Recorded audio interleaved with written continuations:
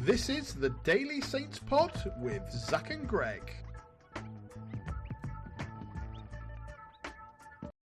Hello and welcome back to the Daily Saints Pod. My name is Greg, and as always, today joined by my good friend and wonderful co-host, Zach. How you doing today, mate? You alright? I mean, comparison to my absolute crash out yesterday, I'm doing a bit better.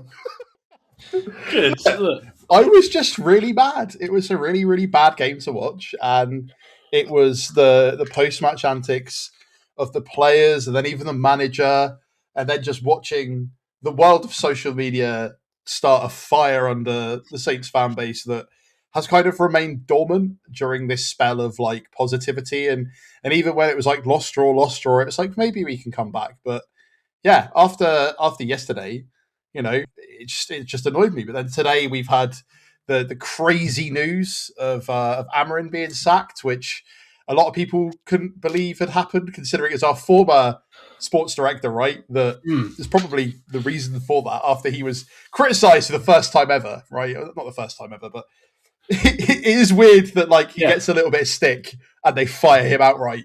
The guy comes 15th and loses a final, doesn't get fired.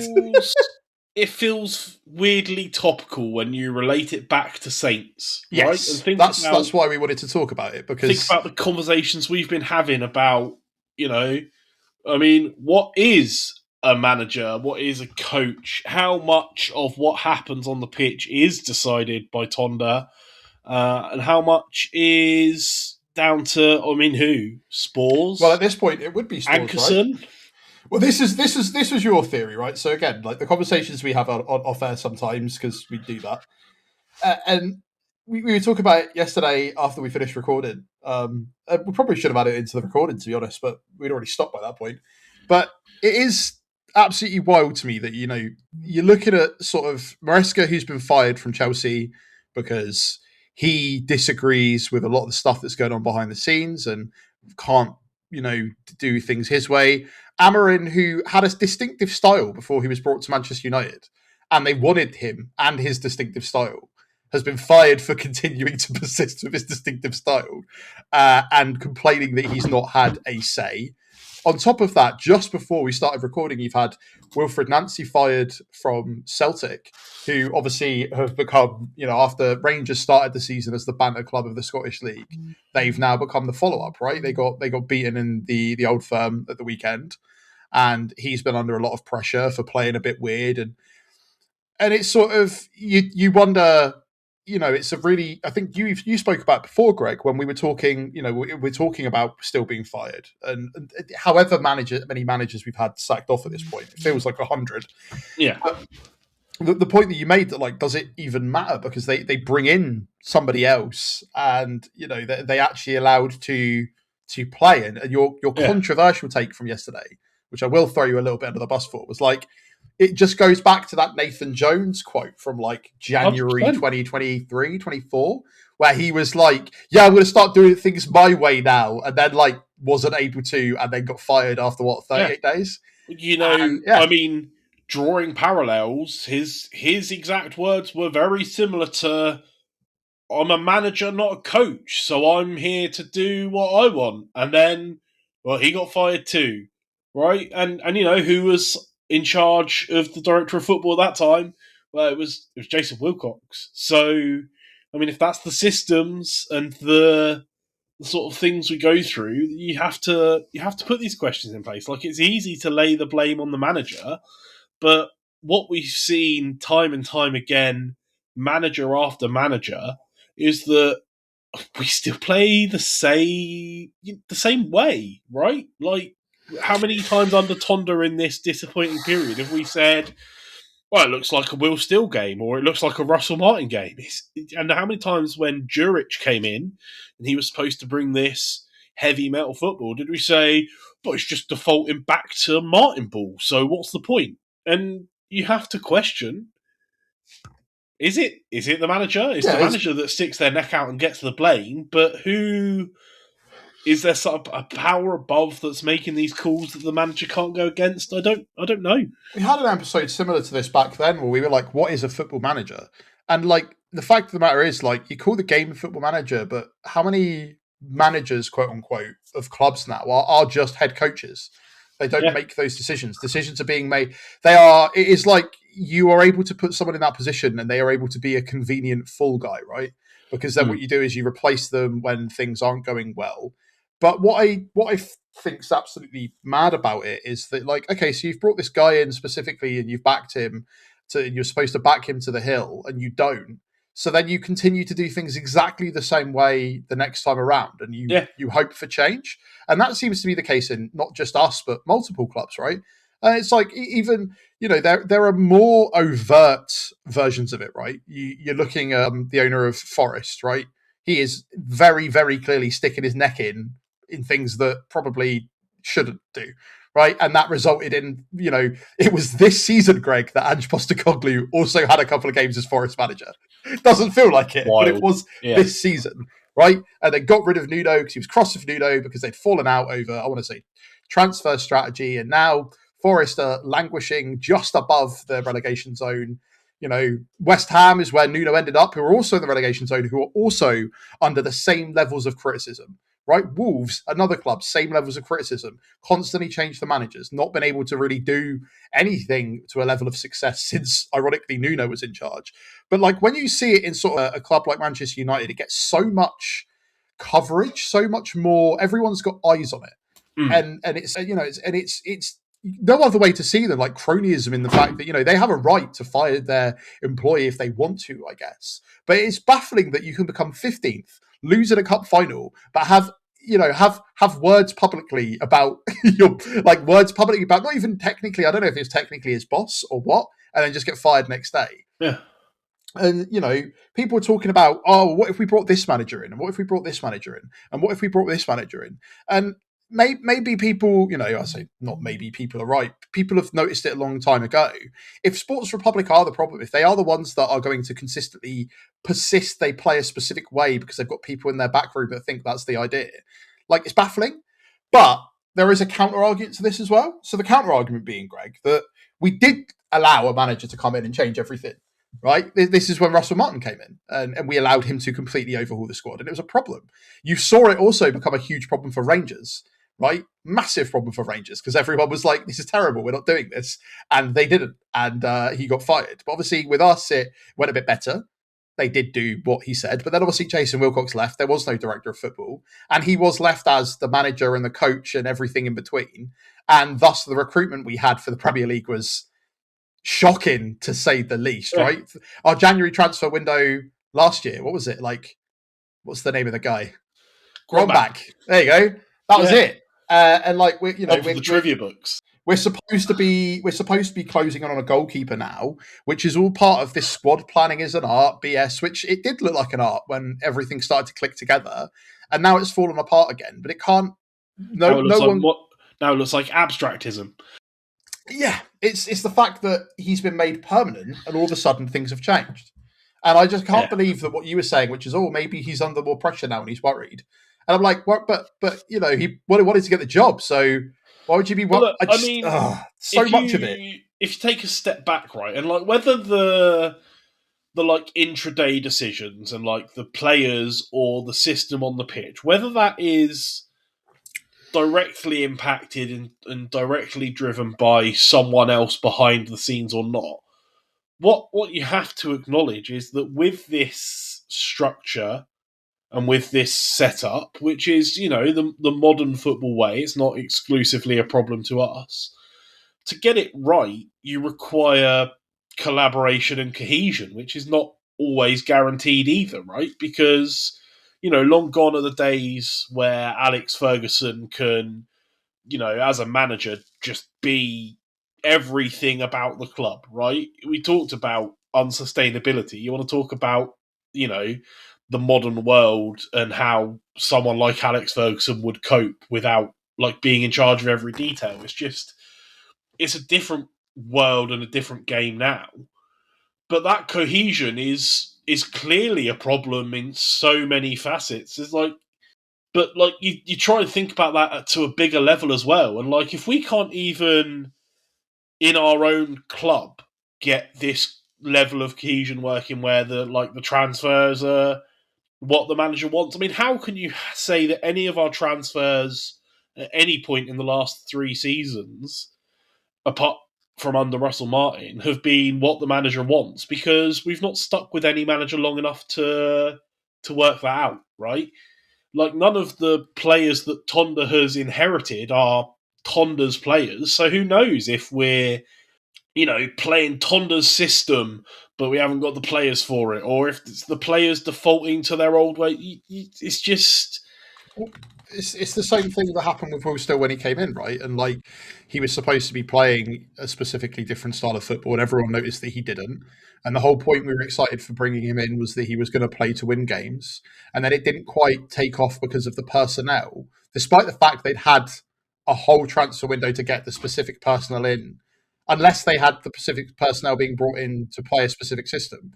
And this is where there's such a disconnect. Where if you have a director of football who is doing all of these things for somebody that's actually like running the games on the pitch. And then it's sort of saying it's up to you to get the best out of these players, but also you need to do it in this specific way yeah. because we've bought players that can do this Oh, specific well, thing. we don't need a new striker. I'm happy with what we've got, but also I can't play my system unless we've got a target man. Well, we've got one target man who's been injured more often than not, and 3 players who can't do that type of striker. So, like, it's baffling. And that's the thing, right? At the club level, if we can't get that right with the right hand talking to the left and what do we need and what do we do, how can we possibly ever in the long run hope to benefit and achieve that from a multi-club perspective, which is supposedly Sports Republic's whole selling point? Like, and also on top of that, like what you're seeing with Manchester United, Chelsea, all these other clubs as well. It's like obviously money, a big attractive proposition. But like people are talking about, and it's same with Saints, right? So this comes back to the argument that's just I don't think we're as good as people think we are, and we ended up appointing a new assistant manager yesterday, and I don't remember assistant coach, and this was after we went we don't even have an assistant coach, and then got to the end of the recording, went it turns out we did appoint one today randomly. They announced it like 2 hours before the game, so it's completely lost, and then people realised like his credentials are like Bristol Rovers and Colchester United, so just went proper top tier championship, and that is mugging somebody off before I've done enough research on them. So I don't want to. But do you see what I mean? Like where people's expectations of the types of staff we should be getting in are, and the realities are very very different. And this is going to be the same for those clubs as well, because like people are talking about, oh, they need a manager of pedigree. You're getting names like Zinedine Zidane linked, right? And at least why would he come here? No, not with us. To be clear, with Manchester United. Right. But like, okay. But my point is that like with all of this that's going on, all of this lack of control, all of this like, who wants to deal with that? And the problem, the answer is they end up getting people in like Amarin, right, like Maresca from Leicester. They end up getting sort of the people that aren't of the quote unquote pedigree, and you wonder why like Sam Allardyce and Steve Bruce. And when we were talking about bringing Allardyce in, they wouldn't want to bring Allardyce in. Allardyce would want to do everything the board's telling him to, like every week in, week out. And that becomes that's why I think you've got a lot of these old school guys leave the game, and these other guys are now used to the fact that they're going to be passed around like I don't know, like playing cards, right? This is how we talked about before. But people talk about getting a good manager of championship pedigree. It doesn't matter what manager we bring in, because by the sounds of it, it feels like it's going to be forced a style and forced a specific way. But also people are like, oh, well, if we change the ownership, this will help. Just the avatar, mate. They're just the avatar of the owners playing real life football manager. So if we replace the owners, if you have a look at the rest of the ways that football clubs are run now and who the owners are, I don't think it would change with different owners. Maybe the different owner would play a different formation or have a different lineup or a different desire to do things. But like the arrogance of some of these people, you can see bleeding through all levels of football, right? You're seeing it now with sort of Wolves who are coming out with harsh statements about how they don't want it to be this way and don't know what they're doing. You're getting it with, you see it with Manchester United. You've seen it in the Scottish League with both the biggest clubs. You've seen it with us. Sheffield Wednesday is an extreme example of a guy who's in charge that stuck his name in the stadium and basically just sat there and refused to do anything while running this club. Yeah. But you start to, it's made me think even more back on our episode where we went, what is a football manager? And like the thing is, I don't think there are football managers anymore. There are just coaches. There are guys who are there, as you pointed out, the perfect word for it, Greg, was avatar. Because it doesn't matter who's in that position. It doesn't change anything. That's why the new manager bounce, by the looks of it, barely lasts, if that. Because is it just because they're interim or what? like there's obviously like a lot of counterpoints to what I'm saying. I'm not saying that we're entirely the experts on this, but like the observation of it over the last couple of years is like when you go back to like when Koeman was here and Pochettino and like even to an extent like Hasenhüttl, right? When they started having like the Southampton playbook and whatever, the Southampton way. And what does that mean now? And now it's like they don't say about that, but it feels like there is some sort of weird DNA in a specific way that we play that for some reason requires us to have three defenders no matter what. Mm. And yeah, it's just the whole thing just feels just a bit off. Everything feels a bit off, and we were excited to have Tonda in. We were excited with the way he played and everything. The instant he became, we thought, oh, there's no way they'll suddenly let him. They'll change the way he's playing. Considering this is what got him the job, and now we're in a position where 4-0 to Middlesbrough on the fourth year of ownership by Sports Republic. But my big fear is everyone thinks that it's the ownership and I know that some people have been critical of Abby House for not coming out because he's like, oh, he's mates with Dragan because he like went to a golf course with him one time. I don't think that's the case at all. I think that he probably just recognises the thing that other people do, which is okay. Sports Republic are, as we've pointed out many times before, terrible at the footballing aspect, good at the Yeah. business aspect, and have invested in the club. What is there to say that we won't have a new company that comes in? Like, look at Rangers, right? You get bought out by some giant American conglomerate that come in and then just start doing nepo stuff where they're like putting their kids in charge of scouting, Yeah. and it just doesn't work because you end up having, well, we're going to bring in a really world class manager, and some of these clubs have brought in like great managers, but you Well, can't that's the attract thing, mate. Right? managers. Like, there's the dream that you just want a decent owner, but the realistic point of view is for every like dream owner like Rob McElhenney and Ryan Reynolds who have come in and got back to back promotions with Wrexham, got them to where they are now. There's three other examples like Mike Ashley, like Chansiri, like Radcliffe Manchester United, right? Like sacking the manager and their current system is like the tip of the iceberg of their troubles at Man United, right? Like, Yeah, let's not forget, it's not that long ago they sacked the tea lady who had worked there for 83 years or something. sack their club historians. So, like, if Yeah, anyone wanted to go back to look at ex players and stuff, they better hope that there's an archive on the internet somewhere because you can't ask anybody.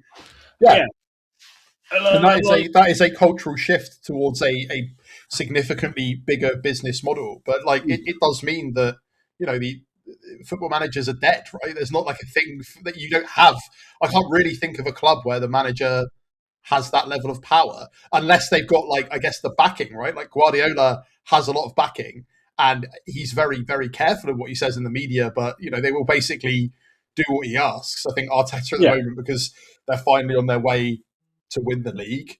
Maybe Klopp, maybe not, because we don't really know the real reasons that he left. He said it was because he was tired, but there could have been other conversations that went behind. And we know that the Liverpool stuff is always they always claim poverty, but yet spent different point for a different podcast. But like, I think what I was trying to get to the point of is like, okay, so Tonda out, cool. We sacked Tonda. Who wants to come to our club? And then if Man U are going to struggle to get a new manager in, and Chelsea, because like Chelsea are just going to apparently hit up their multi-club model and literally switch one of their already owned managers to another club, right? Who will do as they say, who has already been working within the hierarchy, which means they don't need to know. There's no, you know, what's the word, like wild card, right? yeah, So Manchester United, like the idea of bringing in someone like Zinedine Zidane, like there are some of these managers have worked in what I would consider to be more complex systems, right? Real Madrid, Barcelona, everything that goes on with La Liga is always confusing with club presidents and stuff like that. But yeah, it's just it's wild to me that the current state of like football is like I've watched 3 sackings in 2 days, two of which were like manager of the months. Like Man U were sick; they're actually in a significantly better place than they've been previously. We've sacked off our manager who was brought in to be young and exciting and this and the other, and it changed for a little bit, and then as soon as it was permanent, it stopped changing. And I don't know if do are there people out there that own football clubs that are that arrogant they think they know better than the people that understand football. And Yes. I guess the answer to that question is that there are a lot of people who own big Yes, here are businesses. 12 examples. I don't know what you want from me, mate. I know that felt like you were opening me up for like a successful, long-winded retort, but really, that's all I've got. Like, No, but that's fine. But it's like the problem you have with anyone that owns like a huge business is because you're good at one thing, you automatically assume that you're good at other things, right?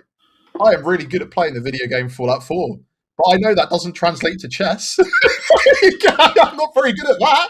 I'm not very good at a lot of other stuff, right? I can sometimes do good at playing Football Manager. Doesn't mean that any of my takes are ever good. Like it's just you need to like be aware, and it does feel like you've because they've bought a football club and they own the football club. They know more than the footballing people they put in charge. Or you have a situation where you put footballing people in charge who maybe are a little bit more yes men than you'd like. Or in our case, we've got Spores where we sung his praises, we looked through his credentials, it looked really, really exciting. And so far, he's managed to tap up championship players that everybody knew were good, and the rest of his entire scouting pool just seems to be the Bundesliga, right? So, yeah. like, okay, cool. He definitely knows more than me. Does he? Has he made really good decisions so far this season? No.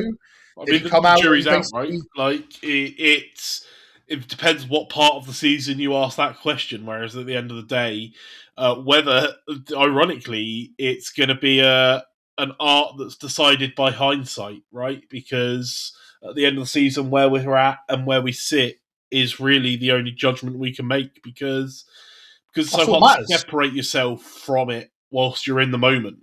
But like, who's to say we don't go on and win the next 7 games out of the blue, and then like, I mean, football's short-sighted and fickle, isn't it? Yeah, we are. We wouldn't have been having this conversation 3 4 weeks ago because we Yeah, weren't in that cycle. We were in the cycle of positivity and joy, and it had been so long since we felt those emotions that we didn't want to let go.